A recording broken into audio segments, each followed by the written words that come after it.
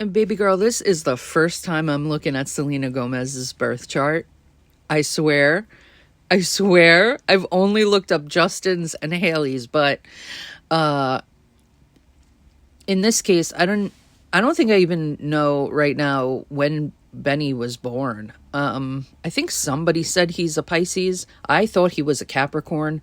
But I'm looking at Selena's birth chart right now because I want to understand what's going on with her love life and what is going on with her in partnerships in general. Anybody that she partners with, right?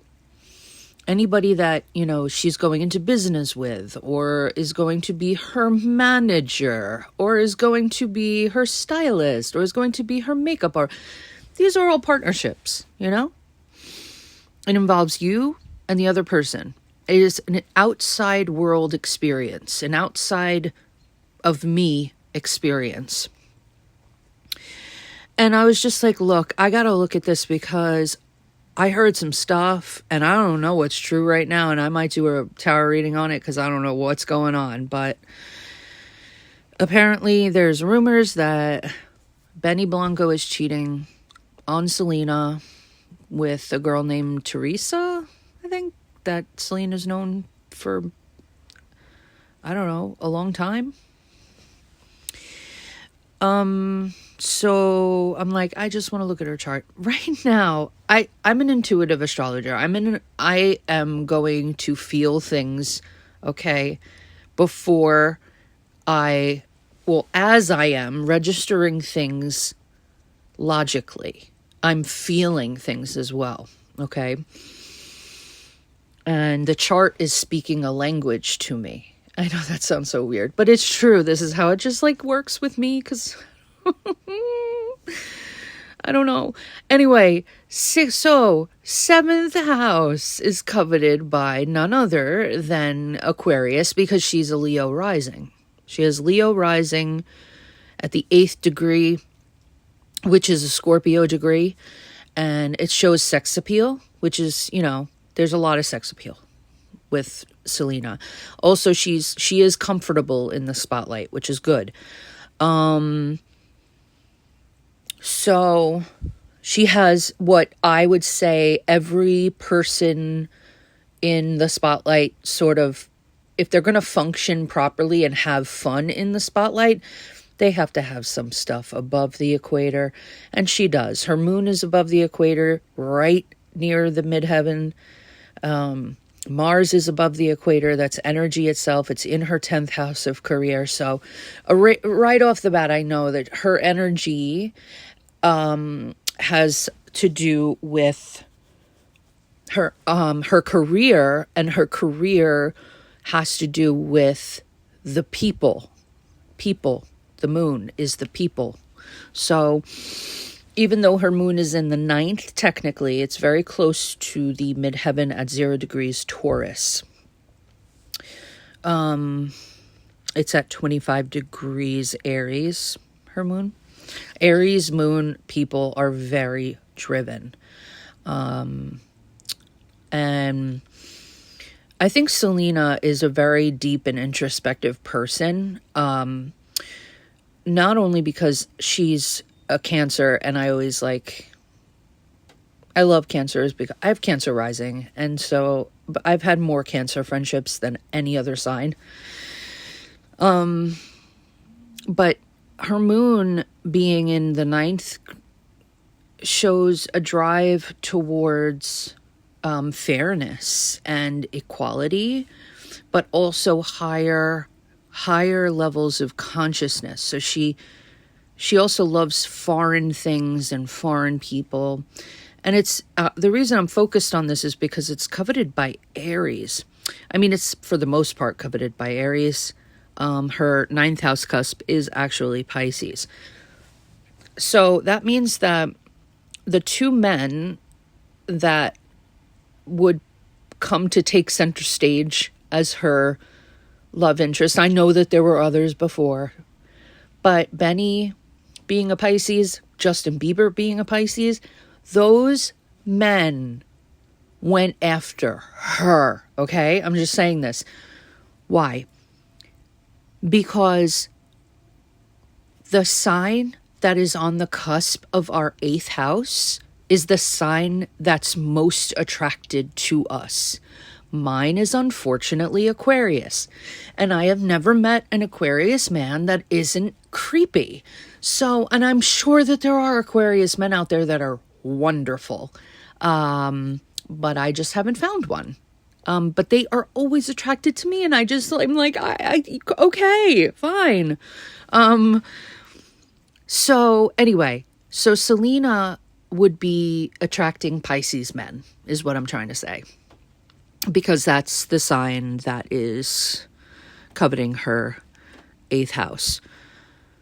For the most part, majority. Her 7th house cusp is Aquarius. So that's up and down energy. Okay. My mother has Leo rising. And my mother has been married 3 times. She's been...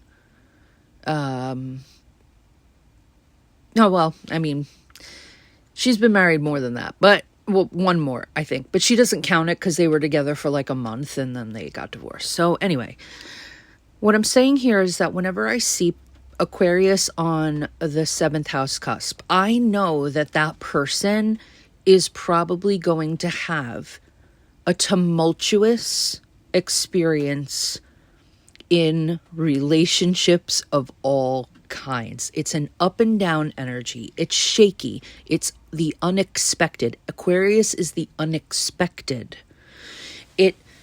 It's like somebody who's like an army rat, you know, like an army rat, I don't know, army kids or, you know, military children that get moved around all the time. Oh, we lived in Germany and then we moved to Hawaii and then so it's like that. Whenever I see like Aquarius on the, or Uranus in the 3rd house, the family gets, the upheaval is with the family gets moved. The 3rd and 4th house, I would say. The family gets moved a lot. A lot of sudden things happen in the home. A lot of sudden things happen with the siblings, 3rd house. But it's the neighborhood too. So the neighborhood would always change. The 3rd house is the neighborhood. It's where, it's our native land. It's where we were born and raised.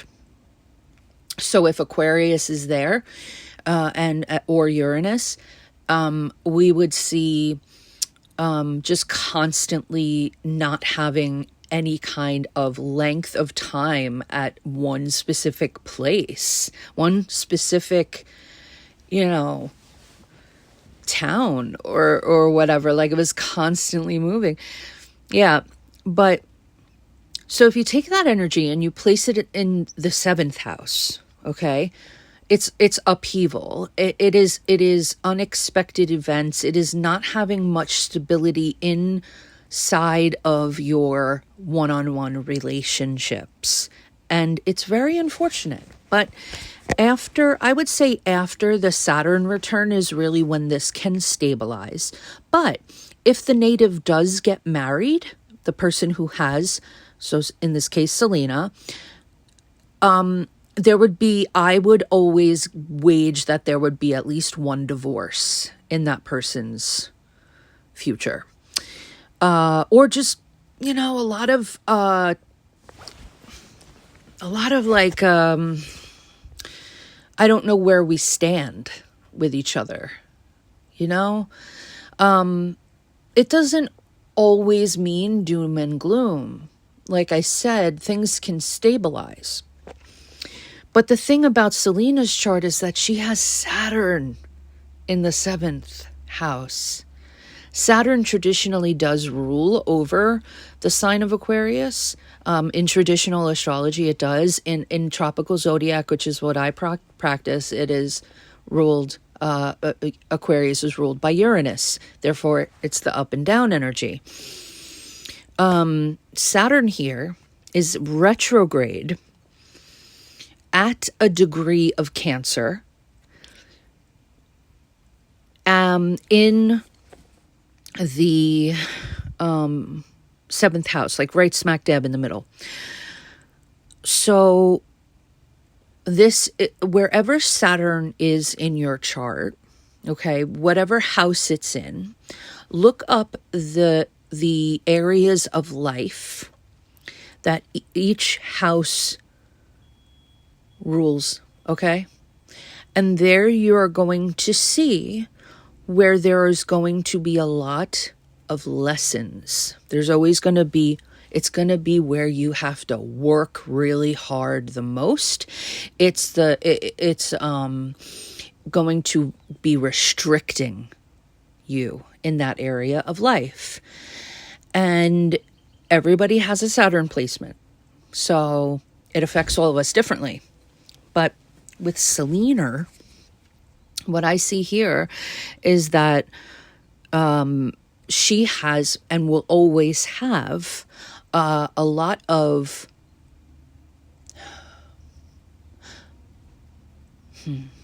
I don't even know how to fully put this because it's so much. It's oppressive. It's oppressive. It's never an easy time. It's always very serious. Okay. When I see a Saturn in the 7th house, I have Capricorn on the 7th house cusp, so I know Saturn on the 7th house pretty well. There's usually, if there's not an age gap between her and her partner, which there usually is, Saturn is the grandfather.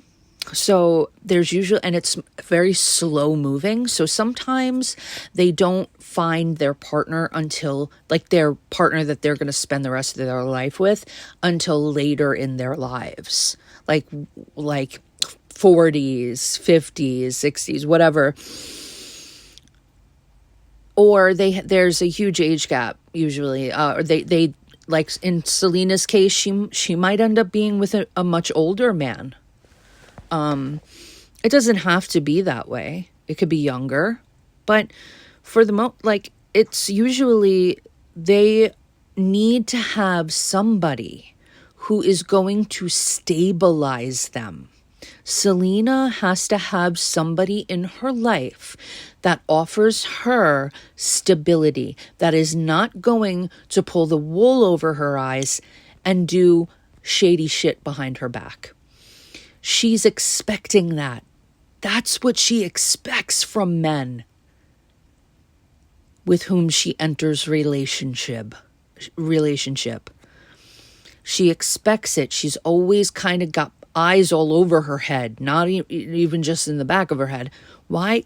Mostly that's logical because she's a celebrity, and a very, very big one at that. But your circle becomes so small when you're that well known, and there are very few people that you're able to trust. And I think a lot of celebrities learn this, that eventually, as they get older and they're reflecting, I think that they realize that humans coming that close to stardom just operate in, it's just an automatic thing that happens to regular people when they're around celebrities, and they're not conscious of it at all. So let's say you're invited to Selena's house. You have a conversation with her. You see her as this magnanimous person. You've watched her movies, you've watched her television shows, you've listened to her albums, whatever. You're a fan, what have you. You are going to, now you're going, she wants you to work for her in some capacity. All the while, she really doesn't know what's kind of going on within you, and neither do you. You're not observing how her stardom is affecting you, and it's making you feel ways you never felt before. But it's important that we remain conscious of that And I think if we had a better understanding and a better definition for celebrities, maybe there would be a little bit more self-awareness when we're around them. But I'm digressing too much. I think this woman, I feel this woman, Teresa, got very caught up in Selena's life in a way that crossed boundaries. And I don't know that for sure. That's just the feeling that I have.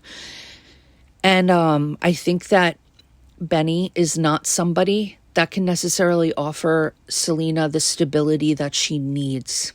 I don't feel that he can do that for her. That now that I'm seeing and feeling the energy, I don't see it being Benny. Now, does that mean that that they're over and they're done and that's it? I don't know. I just feel like once Selena feels that rocky, shaky foundation, she runs for the hills. She runs for the hills.